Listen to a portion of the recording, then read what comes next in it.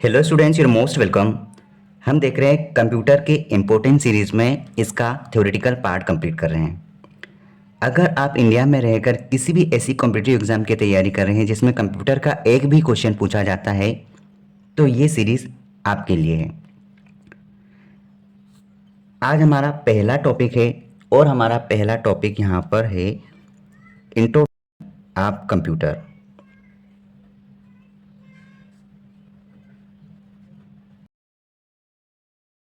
Of computer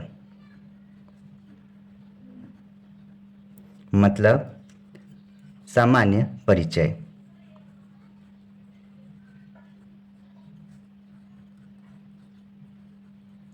देखो, आज के वीडियो में हम कंप्यूटर नाम के वर्ड को समझेंगे। इसको कंप्यूटर कि आखिर ये है क्या, क्योंकि पूरा का पूरा सब्जेक्ट इस पर डिपेंड है कि ये है क्या। तो आज हम इसको पूरी तरीके से जानेंगे। चलिए स्टार्ट करते हैं। देखो, ये जो भी कंप्यूटर है, इस कंप्यूटर को इंग्लिश में मतलब कि अंग्रेजी भाषा में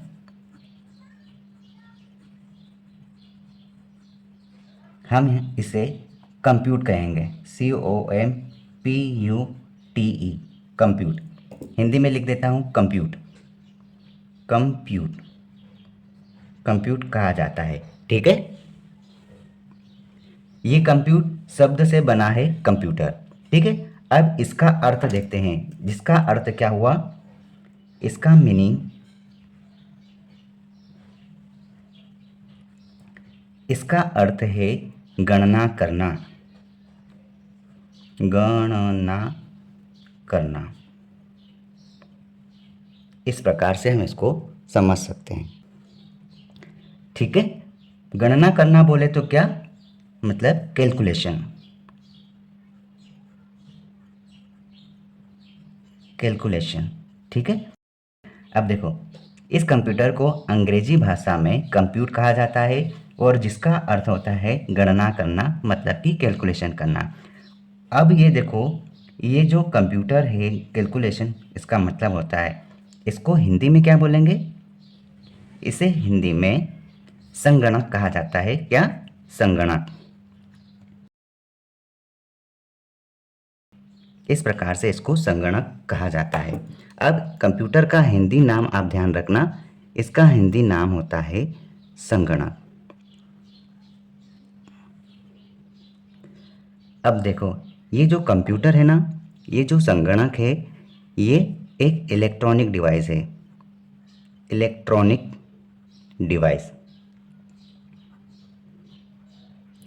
अब ये जो इलेक्ट्रॉनिक डिवाइस है, ये इसका काम किस प्रकार से होता है? देखो, ये जो इलेक्ट्रॉनिक डिवाइस है, ये जो भी यूज़र है, मतलब कि जो भी व्यक्ति काम करता है इस डिवाइस से, ये यूज़र से डेटा को लेता है, ग्रहण करता है, इनपुट के रूप में एक्सेप्ट करता है और उस पर प्रोसेस कर कर, मतलब कि उस डेटा पर प्रोसेस कर कर उस डेटा को इन्फॉर्मेशन के रूप में यूज़र को वापस आउटपुट के रूप में लौटा देता है।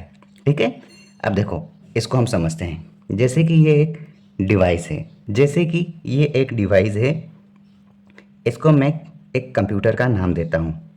ये है कंप्यूटर। जैसे कि ये कोई यूज़र है, ये यूज़र इसको कोई डेटा प्रोवाइड कर रहा है, आप इसको डेटा प्रोवाइड कर रहे हैं। ठीक है, ये कंप्यूटर क्या करता है, इस डेटा को प्रोसेस करता है। यहाँ पर होता है प्रोसेस का काम। जैसे ही आप इस डेटा को इसे सेंड करते हो, ये कंप्यूटर उस पर वर्क करता है, उसको प्रोसेस करता है। प्रोसेस करने के बाद ये जो डेटा इंफॉर्मेशन में बदल जाता है। इंफॉर्मेशन में बदल जाता है। बदलने के बाद ये जो आपका इंफॉर्मेशन है, सूचना है, ये सूचना उसी यूज़र को वापस प्राप्त हो जाती है। अब इसका मतलब ये नहीं कि ये यूज़र अलग है, ये यूज़र अलग है, नहीं। जैसे आपने इस यूज़र को कहा कि आप इसे डेटा प्रोवाइड करें, तो ये इसे डेटा देता है, ये प्रोसेस करता है। प्रोसेस करने के बाद जो रिज़ल्ट आता है, जो इन्फॉर्मेशन आती है, वो वापस उस यूज़र को प्राप्त हो जाती है। ये एक छोटा सा काम है इस इलेक्ट्रॉनिक डिवाइस का। ठीक है, देखिए, ये जो कंप्यूटर है, ये जो इलेक्ट्रॉनिक डिवाइस है, ये इलेक्ट्रॉनिक डिवाइस आपको यहाँ पर एक तो सॉफ्टवेयर और एक दूसरा हार्डवेयर, इन दोनों से मिलकर बना होता है। अब ये सॉफ्टवेयर और हार्डवेयर क्या होता है? देखो, सॉफ्टवेयर एक ऐसे प्रोग्राम्स होते हैं जो दिखाई नहीं देते, लेकिन उनके भरोसे से ये डिवाइस चलता है। लेकिन ये हार्डवेयर क्या होता है? ये हार्डवेयर एक प्रकार के ऐसे इक्विपमेंट्स होते हैं जिनको हम छू सकते हैं, उठा सकते हैं, समझ सकते हैं, देख सकते हैं, ठीक है। लेकिन इनको हम छू नहीं सकते, देख नहीं सकते। जैसे कि हम इस प्रकार से बात कर सकते हैं कि एक ह्यूमन बॉडी होती है जिसके हाथ पैर नाक कान सब कुछ होता है, लेकिन आप उसके अंदर की आत्मा को, सोल को नहीं देख सकते। तो ये इस डिवाइस की सोल है और ये हार्डवेयर इसके अंग समझ सकते हैं। इस प्रकार से आप इसको समझ सकते हैं। देखो, ये जो कंप्यूटर हार्डवेयर और सॉफ्टवेयर दोनों से मिलकर बना हुआ एक रूप है जो डेटा को सूचना में परिवर्तित करता है। देखो, ये जो हार्डवेयर और सॉफ्टवेयर है दोनों ही कंप्यूटर के मुख्य भाग होते हैं ना, ये मेन पार्ट है, इसको हम लिख देते हैं ये मेन पार्ट। ये दोनों ही कंप्यूटर के मेन पार्ट है। इसमें से किसी एक का ना होना वो डिवाइस एक प्रकार से अपूर्ण होता है, ठीक है। इनके बिना कंप्यूटर कोई भी काम नहीं कर सकता, मतलब कि ये दोनों होना ज़रूरी है, ठीक है। आगे देखते हैं। आगे देखने से पहले इस कंप्यूटर को एक लाइन में हम अच्छे से समझ लेते हैं। देखो, कंप्यूटर एक इलेक्ट्रॉनिक मशीन है जो डेटा को तथा निर्देशों को प्रोसेस कर कर सूचना के माध्यम से आउटपुट प्रदान करती है, ठीक है। अब ये क्या करता है? ये अनावश्यक परिणामों को हटा देता है और एग्जैक्ट परिणाम हमें देता है। जैसे कि डाटा, ये एक रॉ मटेरियल है, इससे छांट कर प्रोसेस कर कर एक व्यवस्थित चीज़ें हमको प्रदान करता है। जैसे आपने बहुत सारे डेटा को डाल दिया, उसमें से आपको सिर्फ चाहिए कि कितने स्टूडेंट कंप्यूटर सब्जेक्ट में पास हुए, तो वो प्रोसेस करेगा और दूसरे जो भी इंफॉर्मेशन, जो भी सूचनाएं आपने दी है, जो भी डेटा दिया है, वो सूचनाओं में परिवर्तित करके सिर्फ और सिर्फ आपको वो रिजल्ट देगा जो आपको चाहिए। एक बात ध्यान रखना कि जो कंप्यूटर को दिया जाता है वो एक प्रकार का डेटा होता है। डेटा, जब डेटा व्यवस्थित रूप में ये प्रदान करता है यूज़र को, तो ये एक सूचना में बदल जाता है, इन्फॉर्मेशन, है ना। डेटा एक रॉ मटेरियल है जबकि सूचना एक व्यवस्थित मटेरियल होता है, ठीक। इस बात को क्लियर रखना क्योंकि यहाँ से ये क्वेश्चन पूछा जाता है, ठीक है। देखो, आगे देखते हैं। ये आवश्यक परिणामों को निश्चित प्रारूप में आउटपुट के रूप में प्रदान कर देता है। ये डेटा या फिर निर्देश तथा सॉफ्टवेयर को स्टोर भी करता है। ये आपने जो भी डेटा दिए हैं या फिर जो भी निर्देश दिए हैं, इनको ये स्टोर करने का काम भी करता है ताकि आवश्यकता के अनुसार इसका उपयोग भविष्य में किया जा सके। ये डेटा के भंडारण, मतलब कि उसके स्टोरेज और स्पीड और एरर के बिना व्यवस्थित रूप से काम कर सकता है, ठीक है। अब हम इसको एक लाइन में समझेंगे कि ये काम कैसे करता है। तो हम यहाँ पे हेडिंग डाल रहे हैं, कंप्यूटर का वर्क।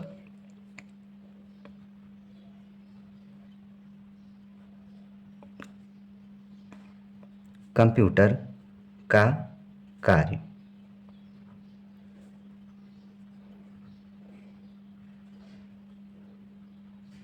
फंक्शंस ऑफ कंप्यूटर, ठीक है। इसको हम समझेंगे।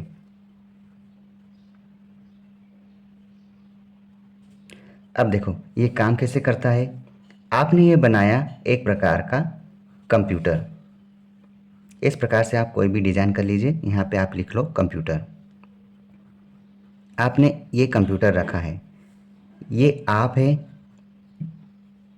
आप इसे कोई भी सूचना प्रोवाइड करते हैं, सूचना नहीं कहेंगे, हम डेटा कहेंगे ना। हम यहाँ पर कोई भी डेटा प्रोवाइड कर रहे हैं। इंग्लिश में डेटा कहा जाता है, हिंदी में इसको डाटा कहेंगे। आप कोई भी डाटा या डेटा इसे कंप्यूटर को प्रोवाइड कर रहे हैं। आपने जो निर्देश दिए हैं वो कंप्यूटर उस निर्देशों को प्रोसेस करता है, ठीक है। प्रोसेस करने के बाद ये एक फाइनल रिजल्ट पर आएगा, जहाँ पर ये आपको उस डेटा को यहाँ इंफॉर्मेशन में परिवर्तित कर देगा। इंफॉर्मेशन में परिवर्तित करा मतलब कि वो हो गई आपके लिए व्यवस्थित सूचना। ठीक, जब ये परिवर्तित किया तो ये आपको यहाँ आपने इनपुट किया। इनपुट मतलब कि इन किया, ठीक है, तो ये आपको आउटपुट करेगा, मतलब कि आपको प्रदान करेगा। क्या प्रदान करेगा? सूचनाएं। जब ये व्यवस्थित सूचनाएं आपको प्रदान करता है तो वह आउटपुट कहलाता है। ठीक है, और ये आपको यूज़र को मिल जाता है। ये आप ही हैं, ऐसा नहीं कि यहाँ से घूम के किसी और के पास आया। ये आपने इसको फंक्शंस को कुछ दिया है डेटा, उसने फंक्शन के रूप में प्रोसेस करके उस चीज़ को आउटपुट के रूप में रिटर्न आपको प्रोवाइड कर दिया। इस चीज़ को वो आपको देता है, लेकिन साथ ही साथ आपको जो भी दिया है वो यहाँ पर ये स्टोरेज भी करता है कि आपने किसी से ये प्रोसेस ली है और ये प्रोसेस करके आपने प्रोवाइड किया है। ठीक है, इस प्रकार से हल्का सा काम करता है। ये एक मेन पार्ट देखा जो बेसिकली होता है। अब हम आगे देखते हैं। देखिए, अब ये जो कंप्यूटर है COMPUTER, इस कंप्यूटर के हर वर्ड को, हर अक्षर को तोड़ो तो हम यहाँ पर क्या देख रहे हैं? Full form of computer. आप कंप्यूटर का फुल फॉर्म देखोगे, देखो सबसे पहला अक्षर यहाँ पे सी है। सी का फुल फॉर्म होता है कॉमनली, COMMONLY। ठीक, कॉमनली का मतलब होता है आमतौर पर।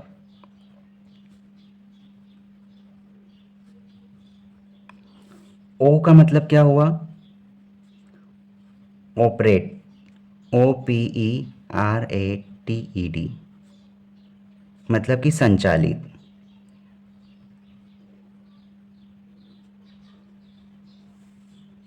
फिर एम, एम का मतलब होता है मशीन,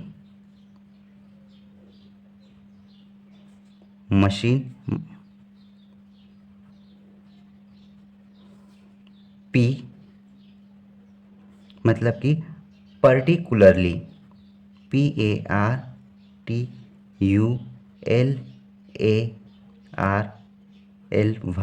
मतलब विशेष रूप से, विशेष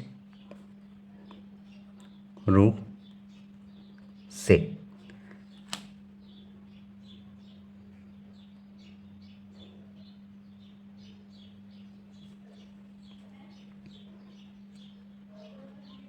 यू, यू मतलब कि यूज्ड फॉर, मतलब किसके लिए युक्त है, प्रयुक्त है, किसके लिए यूज हो रहा है, इसका मतलब ये है। उसके बाद टी मतलब टेक्निकल, CAL, टेक्निकल मतलब तकनीकी।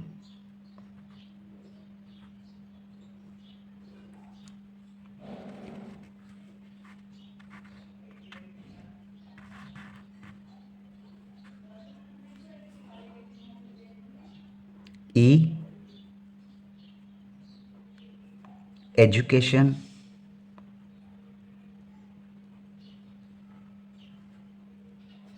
मतलब शिक्षा। और आर का मतलब होता है रिसर्च,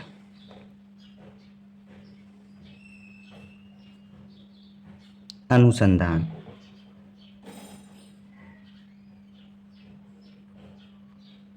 इस प्रकार से आपको यहाँ पर फुल फॉर्म भी पता होना चाहिए। Commonly operated machine, particularly used for technical education research. आमतौर पर यह मशीन विशेष रूप से प्रयुक्त तकनीकी शिक्षा या अनुसंधान जैसे स्थानों पर प्रयुक्त की जाती है, मतलब संचालित की जाती है। ठीक है, ये आपके कंप्यूटर का फुल फॉर्म हुआ। अब हम थोड़ा सा, हमने कंप्यूटर का इंट्रोडक्शन देखा है, तो हम इसके लाभ और हानि समझ लेते हैं, उसके बाद हम आगे बढ़ेंगे। अब देखो, इसका एक छोटा सा प्रोसेस समझो। ये एक कंप्यूटर है। कंप्यूटर को आप जिस प्रकार से डेटा प्रदान करेंगे, मतलब कि आप क्या कर रहे हैं, आप इनपुट कर रहे हैं। जैसे ही आपने डेटा कंप्यूटर को दिया, कंप्यूटर सबसे पहले क्या करता है, आपने जो डेटा दिया उस निर्देशों के आधार पर उस डेटा पर काम करता है। काम जैसे ही करेगा वो हो जाएगा प्रोसेस। प्रोसेस के बाद इस प्रोसेस्ड डेटा को ये सबसे पहले तो सेव करेगा। क्यों करेगा, ताकि भविष्य में आपको फिर इसकी ज़रूरत पड़ेगी तो आप इतना सारा वर्किंग टाइम दोबारा ना लगा सके। इसलिए ये आपके इस डेटा को भी सेव करता है, इसके प्रोसेस को भी सेव कर लेता है। कैसे सेव करेगा, जो प्रोसेस हुआ है, मतलब फाइनल जो रिजल्ट आया है उसको सेव करता है। डेटा को सेव किया, इन्फॉर्मेशन जो आपका आउटपुट निकला है उसको स्टोर करेगा, और उसके बाद जो इन्फॉर्मेशन आई है रॉ मटेरियल से व्यवस्थित मटेरियल बना, वो व्यवस्थित मटेरियल आपको आउटपुट के रूप में वापस प्रोवाइड कर देगा। ये होता है कंप्यूटर का एक बेसिकली काम। अब देखते हैं कि कंप्यूटर के आने से हमारे जीवन में किस प्रकार से फ़ायदा हुआ, किस प्रकार से नुकसान हुआ। आइए हम इसको समझते हैं। ये जो कंप्यूटर है, ये जो कंप्यूटर है, इस कंप्यूटर के आने से हमें क्या क्या फ़ायदे हुए हैं, क्या क्या प्रॉफिट हुए हैं और क्या क्या नुकसान हुए हैं, वो हमें देखना है। कैसे समझेंगे, सबसे पहले तो आप छोटे छोटे पॉइंट देखो कि इसके आने से समय की बचत हुई, समय की बचत हो गई। ठीक है, हमारे पास स्टोरेज कैपेसिटी इंक्रीज हुई, स्टोरेज कैपेसिटी इंक्रीज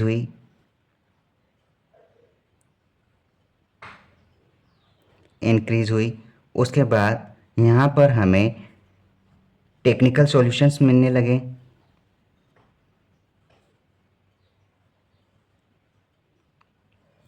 हमें यहाँ पर कई सारे नए क्रिएटिव आइडियाज़ पता चलने लगे।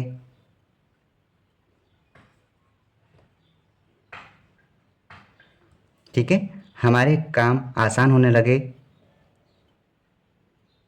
Easy work. इस प्रकार से आपको थोड़े थोड़े फ़ायदे होने लगे। ठीक है, लेकिन कहीं ना कहीं इन फ़ायदों के साथ साथ हमें नुकसान भी होने लगे। कैसे, यहाँ देखो, हम अगर लॉसेस की बात करेंगे तो हमें सबसे पहले यहाँ पर रोजगार के अवसर कम प्राप्त होने लगे। रोजगार के अवसरों में हानि। क्यों, क्योंकि कई सारे काम तो ये खुद ही निपटा रहा है। जहाँ पर इंसानों की ज़रूरत होना चाहिए वहाँ पर ये कंप्यूटर खुद काम करके दे रहा है, तो हमको यहाँ पर रोजगार के अवसरों में हानि हो रही है। ठीक है, जैसे कि और हम देखते हैं यहाँ पर हमको कंप्यूटर की ज़रूरत से ज़्यादा प्रयोग करने पर मनुष्य बीमार भी हो रहा है, मतलब कि बीमारियों का प्रकोप, बीमारियों में बड़ी की मात्रा आएगी। बीमारियों का प्रभाव, अब बीमारियों का प्रभाव कैसे, सबसे पहली बात, आप इसको दिन रात यूज़ करोगे, आप कंप्यूटर के सामने बैठोगे, आपकी आँखों को हानि होगी, चोट पहुँचेगी, क्योंकि आपके आँखों में इसका जो रिफ्लेक्शन होगा वो हमारे लिए हानिकारक होता है। दूसरी बात, हमारी कमर में दर्द हो सकता है, हम मेंटली रूप से एक जगह स्थायी हो जाते हैं ताकि हमको दूसरी चीज़ों का पता ही नहीं चलता। हमारी मेमोरी में सिर्फ और सिर्फ इन आंकड़ों से संबंधित चीज़ें ही चलते रहती है और हमारा ध्यान सिर्फ एक जगह ही होता है, जिसके कारण हमारे ब्रेन में भी प्रॉब्लम्स होती है। दूसरा क्या दुष्प्रभाव होगा, देखो, कंप्यूटर स्क्रीन पर अधिक समय तक लगातार देखना सबसे बड़ा हानिकारक, आंखों को नुकसान होता है, इस बात को आप ध्यान रखना। कंपनियों में कई मजदूरों का काम कंप्यूटर और रोबोट करने लगे हैं। ठीक है, और यहाँ पर इंटरनेट के माध्यम से आजकल ठगी हो रही है ना, ठगी भी होने लगी है। ठीक है, और यहाँ पर आप ये भी समझ सकते हैं कि यहाँ पर हमें मानहानि, हमें यहाँ पर जनहानि, हमें यहाँ पर आर्थिक रूप से भी नुकसान होने लगा है। ठीक है, इन तरह की चीज़ों को आप समझ सकते हैं। अब ठीक है, बनाया तो बनाया, हमने इसके फ़ायदे भी देख लिए, इसके लॉस भी देख लिए कि मोटे मोटे लगभग क्या हो सकता है। ये बेसिकली एक नॉर्मल तरीके से हम समझ रहे हैं, ये कोई एग्ज़ाम वगैरह में आता नहीं है, लेकिन हमको थोड़ा पता होना चाहिए कि हम क्या पढ़ रहे हैं।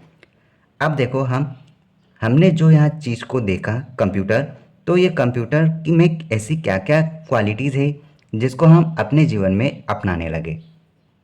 देखो यहाँ पर हम देख रहे हैं कंप्यूटर की विशेषताएं।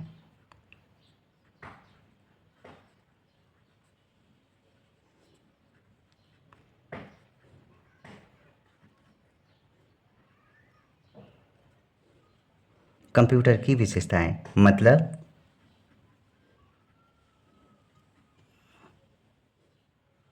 कैरेक्टरिस्टिक्स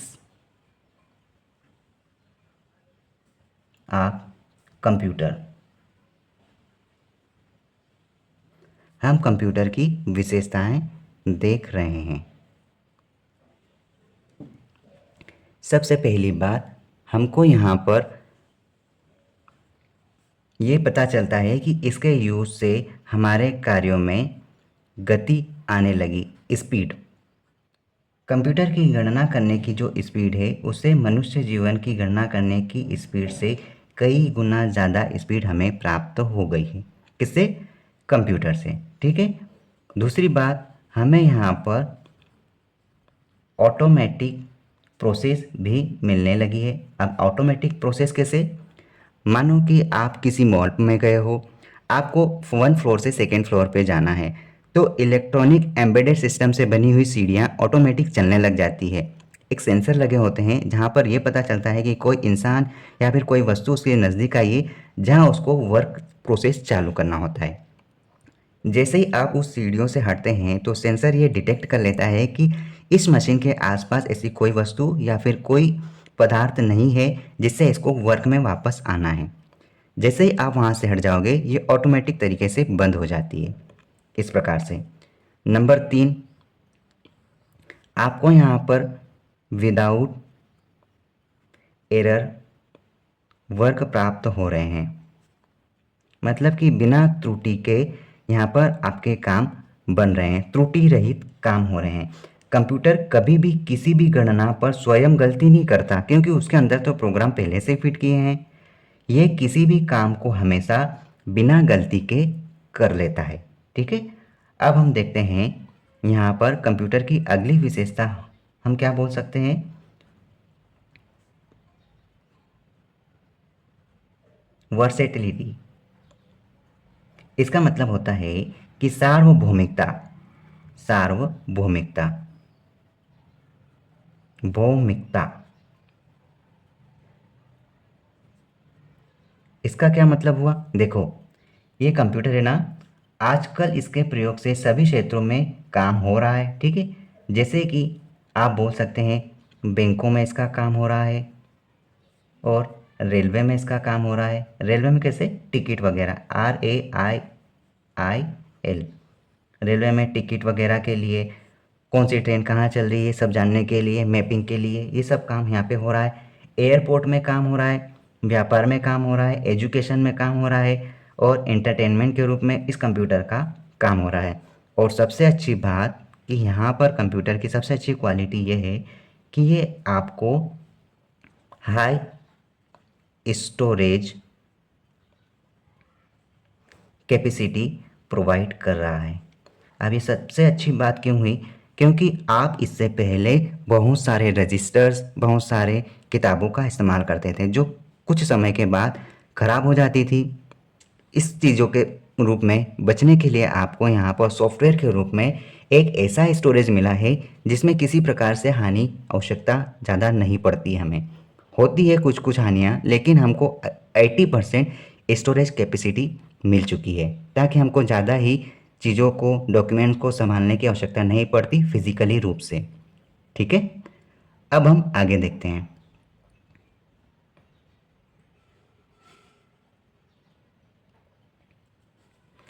यहाँ पर ये जो एक कंप्यूटर सिस्टम है, डेटा स्टोर करने की क्षमता बहुत अधिक हो गई है, और ये लाखों शब्दों को बहुत कम जगह में आपको सुरक्षित रखने का अवसर, मतलब कि संरक्षित रखने का अवसर दे रही है। ठीक है। अगला पॉइंट हम क्या बोल सकते हैं? हम ये बोल सकते हैं लगन, डिलीजेंस, लगन, इसमें काम करने की लगन है। जैसे कि मनुष्य, हम जैसे लोग ह्यूमन किसी भी काम को निरंतर अगर हम करेंगे कुछ घंटों तक या कुछ दिनों तक या कुछ महीनों तक कुछ सालों तक करेंगे तो हमको वो काम बोरिंग लगने लगता है। मैं इसका हिंदी लिख देता हूँ, लगन, हमको वो काम बोरिंग लगने लगता है। लेकिन ये एक ऐसा इलेक्ट्रॉनिक डिवाइस है कि आप इसको कभी बोलोगे कि दो का पहाड़ा बोल के बता, तो ये जीवन भर आपको दो का पहाड़ा सुना देगा, लेकिन ये कभी ये नहीं बोलेगा कि यार आप मेरे को तीन का पहाड़ा पूछो। मतलब ये कभी भी नहीं मशीन थकेगी कि मेरे को यही काम बार बार रिपीटेशन के तौर पर आप दिए जा रहे हैं तो मैं यहाँ पे गलत कर दूंगा। ये बिल्कुल आप इसमें 2+2 करोगे तो आपको ये जीवन भर 4 ही देगा। ये कभी नहीं थकेगा कि चुप हो जाएगा या फिर एरर देगा, ऐसा कोई भी काम ये नहीं करता है। मतलब कि इसके विपरीत कंप्यूटर किसी भी कार्य को निरंतर कई घंटों कई महीनों तक अगर करेगा भी तो भी इसमें लगन रहेगी। ठीक है, अब हम देखते हैं इसमें क्या विशेषता है। आप इसको विशेषता में भी जोड़ सकते हैं और आप इस पॉइंट को कमी में भी जोड़ सकते हैं। क्या?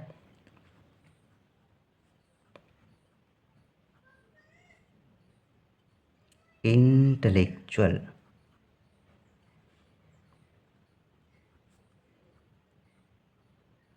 इसका क्या मतलब हुआ? मतलब कि इसका मतलब है कि कोई भी बौद्धिक शक्ति नहीं।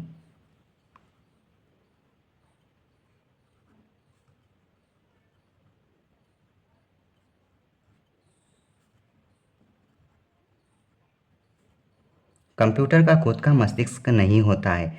कंप्यूटर कभी भी स्वयं निर्णय नहीं ले सकता। ठीक है, ये यूज़र के दिए गए निर्देशों के अनुसार ही कार्य करता है। ठीक है, ये कभी भी खुद के अनुसार कोई भी निर्णय पे नहीं पहुंचेगा। इसके अंदर आपने जो प्रोग्राम फिट किए हैं, जिस प्रकार से आपने इसको डेटा दिया है, उसी डेटा के आधार पर ये काम करता है।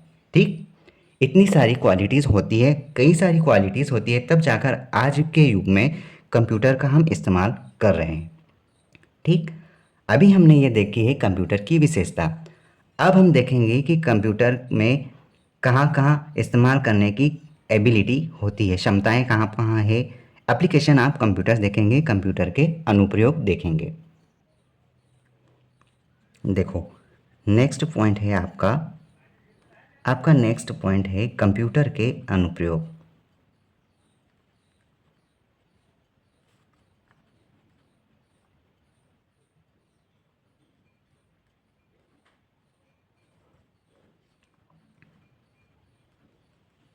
Application of computer. अब ये कंप्यूटर का यूज़ कहाँ कहाँ हो रहा है ये हम देखेंगे। देखो, आजकल कंप्यूटरों का उपयोग हर क्षेत्र में किया जा रहा है, जिनमें से कुछ निम्न क्षेत्र हम देख रहे हैं। बैंकों में होता है, आप सभी जानते हैं बैंकों में बड़े स्तर पर यूज़ हो रहा है। व्यावसायिक तौर पर हो रहा है, व्यावसायिक तौर पर व्यावसायिक क्षेत्र में इसका बड़े पैमाने पर उपयोग हो रहा है। एजुकेशन के स्थान पर भी इसका यूज़ हो रहा है, जैसे आप अभी जो वीडियो देख रहे हैं यहाँ पर भी कंप्यूटर का इस्तेमाल किया जा रहा है। आप ये भी देख सकते हैं कि मनोरंजन में भी इसका यूज़ हो रहा है। कैसे? गेम्स वगैरह खेलना, इंटरनेट के माध्यम से गेम्स खेले जा रहे हैं। ठीक है, इस प्रकार से यहाँ पर मेडिसिन में भी यूज़ हो रहा है, चिकित्सा के क्षेत्र में भी हो रहा है इसका यूज़। चिकित्सा के क्षेत्र में भी यहाँ पर इसका इस्तेमाल किया जा रहा है। फिर यहाँ पर वैज्ञानिक और अनुसंधान, जैसे कि साइंटिफिक एंड रिसर्च के एरियाज़ में भी यूज़ हो रहा है। वैज्ञानिक एवं अनुसंधान, यहाँ पर भी कंप्यूटर का इस्तेमाल हो रहा है। उसके बाद आप देखोगे कि यहाँ पर कम्युनिकेशन में भी यूज़ हो रहा है, संचार के रूप में भी इसका इस्तेमाल किया जा रहा है। ठीक है, उसके बाद आप क्या बोल सकते हैं, यहाँ पर आप डिफेंस में भी देख सकते हैं, मतलब कि रक्षा के क्षेत्र में भी बोल सकते हैं। उसके बाद आप मौसम की भविष्यवाणी में भी इसका इस्तेमाल हो रहा है। याद रखना, मौसम की भविष्यवाणी, या तो आप ये ना समझ लें कि आप किसी की भी भविष्यवाणी कर सकते हैं। मौसम का अनुमान लगाने में इस्तेमाल हो रहा है। दूसरा आप यहाँ पर एडमिनिस्ट्रेशन के रूप में भी यूज़ कर रहे हैं, जैसे कि शासन के प्रबंधन में, शासन प्रबंधन इस्तेमाल किया जा रहा है। उसके बाद आप देख सकते हैं कि यहाँ पर व्यापार में भी हो रहा है, व्यापार के क्षेत्र में भी हो रहा है। देखो, ये बिजनेस पर्पस है और ये ई कॉमर्स है, ठीक है, दोनों में अंतर है। उसके बाद आप क्या बोल सकते हैं, इंडस्ट्रीज़ में भी हो रहा है, आप उद्योग बोल सकते हैं, उद्योगों में भी इसका बड़े बृहद रूप से इस्तेमाल किया जा रहा है। फिर आप यहाँ पर बोल सकते हैं कि रेलवे में भी यूज़ हो रहा है, रेलवे में हो रहा है। और आप क्या क्या बता सकते हैं, और आप ये भी कह सकते हैं कि इसका इस्तेमाल आप यातायात में भी कर रहे हैं। यातायात मतलब ट्रांसपोर्टेशन। और भी मतलब ऐसी 90% ऐसी कोई भी जगह नहीं बची जहाँ पर कंप्यूटर का इस्तेमाल आज के समय में नहीं हो रहा है। मतलब आप कंप्यूटर का लगभग सारी जगह इस्तेमाल कर रहे हैं, ठीक है। देखो, अब मैं कंप्यूटर संबंधित दो इम्पोर्टेंट पॉइंट बता रहा हूँ, क्योंकि आपको लगभग बहुत सारे बच्चों को कन्फ्यूज़न रहता है कि आप यूज़र किसे कहेंगे और प्रोग्रामर किसे कहेंगे, ठीक है। इस बात को आप समझेंगे। यहाँ पे आपको यहाँ पर देखना है कि कंप्यूटर है ना, जो व्यक्ति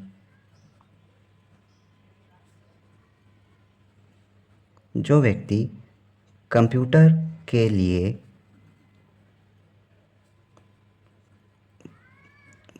प्रोग्राम बनाता है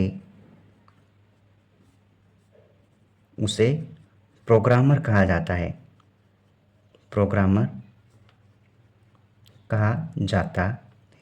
पहली बात, जो व्यक्ति कंप्यूटर के लिए प्रोग्राम बनाएगा उसे प्रोग्रामर बोला जाता है। और दूसरा पॉइंट यह है कि जो व्यक्ति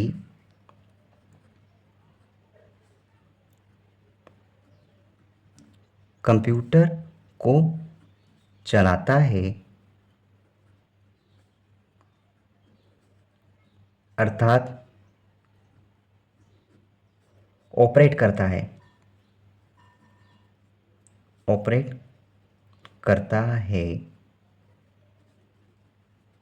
उसे यूज़र कहा जाता है, ठीक है। ये दोनों बात ध्यान रखना। प्रोग्रामर उसे कहेंगे जो कंप्यूटर के लिए प्रोग्राम बनाता है, और यूज़र उसे कहेंगे जो कंप्यूटर को चलाता है, अर्थात ऑपरेट करता है, चालू करता है, उसका वर्क करता है। अब देखो, हम कितना कंप्यूटर कर रहे हैं। इसका एक छोटा सा मेन डायग्राम देखते हैं कि आखिर कंप्यूटर किस प्रकार से इसका आर्किटेक्चर होता है, ठीक है। हम इसको समझते हैं। देखो, ये जो कंप्यूटर है, कंप्यूटर का ब्लॉक डायग्राम हमको ये बताएगा कि कंप्यूटर में कितने कंपोनेंट्स होते हैं और वे सभी एक दूसरे के साथ कैसे काम करते हैं। हम मोटा मोटा इसको समझ लेते हैं। देखो, हम यहाँ पर बेसिकली आपने जो देखा है पहले तो हम वो बना देते हैं। जैसे कि एक यूनिट ये होती है जिसको आप इनपुट बोलोगे, और ये आपका मतलब कि आप जिसको कंप्यूटर बोलते हैं वो कंप्यूटर ये होता है जिसको हम सीपीयू समझते हैं। उसके बाद जो भी वर्क होता है वो वर्क आपको यहाँ पर इस प्रकार से आउटपुट के रूप में मिल जाता है, ठीक है। अब देखो, आप जो भी डेटा प्रोवाइड करोगे इनपुट के रूप में वो आपको कंप्यूटर में जाएगा, मिलेगा। जैसे कि इनपुट कैसे करोगे आप, या तो आप कीबोर्ड के माध्यम से करोगे या तो आप माउस के माध्यम से करोगे, ठीक है। आपने इनपुट किया, क्या किया, आपने डेटा इनपुट किया। याद रखना, डेटा इनपुट होता है। आपने डेटा इनपुट किया, ये कहाँ जाएगा, ये आपके सेंट्रल प्रोसेसिंग यूनिट में जाएगा, जिसको आप सीपीयू कहते हैं, ठीक है। ये आपका कंप्यूटर का आर्किटेक्चर है, ये इसमें जाएगा। जैसे ही इसमें प्रोसेस होगा सीपीयू में, ये आपको डेटा से इंफॉर्मेशन में बदल के देगा, ठीक है। बदल के दिया, और ये आपको कहाँ पे दिखेगा, ये आपको या तो मॉनिटर में दिखेगा या तो आपको प्रिंटर में दिखेगा, ठीक है, ये दो जगह आपको इसका इन्फॉर्मेशन मिल जाएगा। किसके रूप में? ये आपको आउटपुट के रूप में पता चलेगा। आउटपुट यूनिट बोल सकते हैं, ये आपकी आउटपुट यूनिट है और ये आपकी इनपुट यूनिट है। लेकिन यहाँ पर सीपीयू में ऐसा क्या होगा? देखो, सीपीयू में आपके पास कंट्रोल यूनिट होगी, सीपीयू में आपके पास कंट्रोल यूनिट होगी जहाँ पर पूरा कंट्रोलिंग पावर मैनेज होता है। ठीक, उसके बाद आपके पास सीपीयू के अंदर एएलयू होता है। एएलयू का मतलब होता है अरिथमेटिक लॉजिक यूनिट, ये होता है। ठीक, उसके बाद यहाँ पर तीसरी यूनिट होती है, वो होती है आपकी मेमोरी यूनिट। मेमोरी यूनिट, ये सब होता है। इस प्रकार से ये आपका कंप्यूटर आर्किटेक्चर है। ये आपका कंप्यूटर आर्किटेक्चर। क्या ये अभी तक कंप्यूटर का एक पूर्ण डायग्राम है? नहीं, अभी भी हमने ये कंप्यूटर का डायग्राम मोटा मोटा देखा है, क्योंकि यहाँ पर भी कई सारी कंट्रोल यूनिट्स होती है। एएलयू का क्या काम है ये समझना है, और कौन कौन सी मेमोरी होती है। क्या ये डायरेक्टली एक दूसरे से कनेक्टेड है? बिल्कुल भी नहीं, ये डायरेक्टली एक दूसरे से बिल्कुल कनेक्टेड नहीं है। इसमें भी रजिस्टर्स होते हैं, कैश मेमोरीज होती है। ठीक है, ये सारी चीज़ें एक दूसरे को इंटरकनेक्ट करती है। इनका कार्य क्या डायरेक्ट होता है? नहीं, बिल्कुल नहीं। इनको एक दूसरे से मिलने के लिए कई सारी प्रोसेस करना होती है। इन प्रोसेस को समझेंगे तब जाके आपको ये समझ में आएगा कि कंप्यूटर का एक्चुअल वर्क किस प्रकार से होता है। आज हमारा बेसिक लेक्चर था जिसमें हमने सिर्फ और सिर्फ मोटे तौर पर समझा कि कंप्यूटर क्या है और कंप्यूटर किस प्रकार से काम करता है। अब एक मोस्ट इम्पोर्टेंट पॉइंट आपको याद होना कि जो कंप्यूटर है ये कौन सी भाषा का वर्ड है। तो ये जो कंप्यूटर है, आप इसको कमेंट में बताना। अगर आप इसको पूरा देख रहे हैं तो ये क्वेश्चन आपके लिए।